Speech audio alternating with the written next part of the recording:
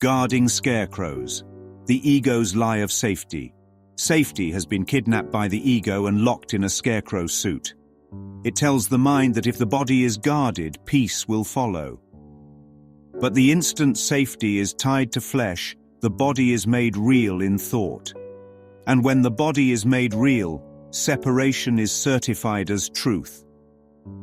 That certification is the whole trick. A Course in Miracles calls the body a defense against the truth. A defense is only needed to protect a lie from the light, so the body becomes a cardboard cutout placed between the mind and its source. Stand watch over the cutout long enough and it will seem to breathe. Fear enters where fiction is honored. Now the metaphor. Imagine a moonlit field with a scarecrow staked into the earth. A hat shadows its button eyes. The wind shifts and the straw whispers like breath. You grip a flashlight and patrol the rows like a soldier.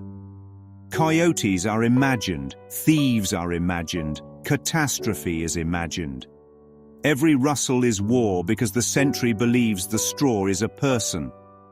This is how the ego keeps the mind employed.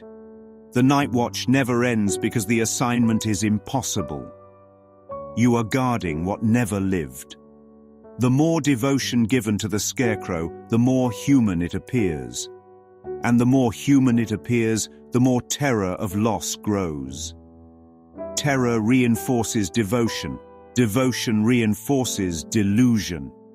Round and round the watchman goes. Now go one level deeper.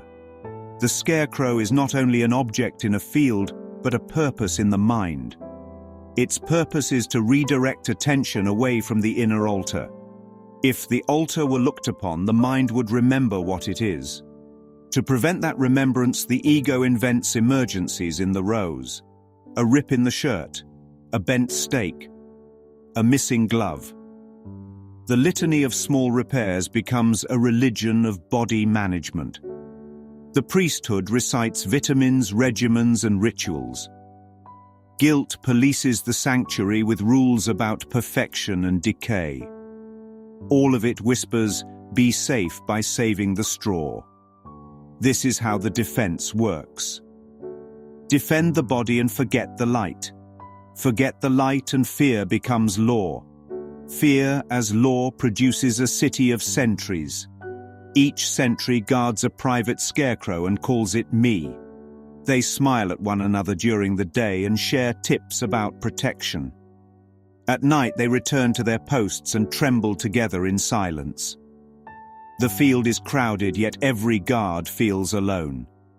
That loneliness is the cost of misidentification.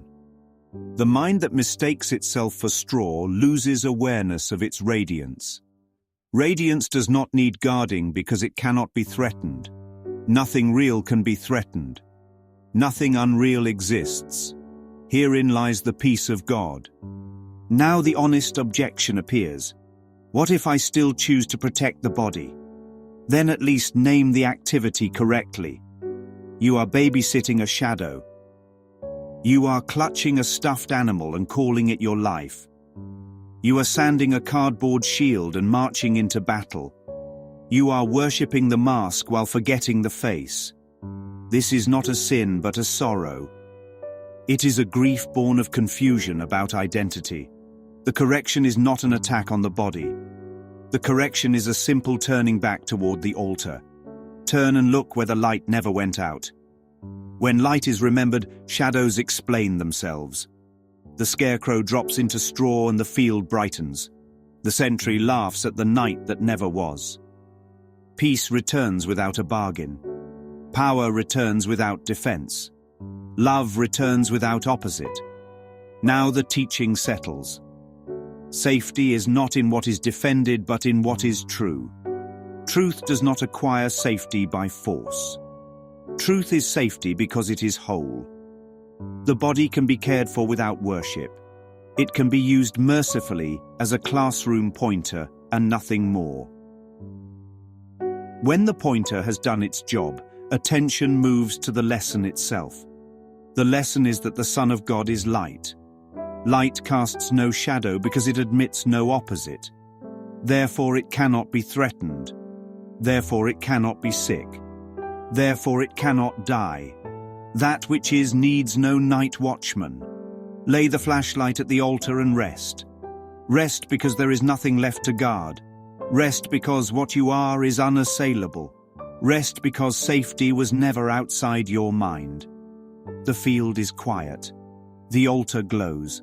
The watchman remembers he is the light he sought to protect. And the scarecrow, relieved of its holy assignment, is returned to play. This is the end of babysitting shadows. This is the beginning of living in light. Care for the costume while refusing to confuse it with the actor. Drink water, sleep kindly, lock the door at night, and pay the bill on time. Do the simple things as symbols of a quiet mind, not as sacrifices to a frightened idol. Let the body witness to peace by being used for blessing, not for blame. Let every gesture say, I remember the altar, and the altar remembers me.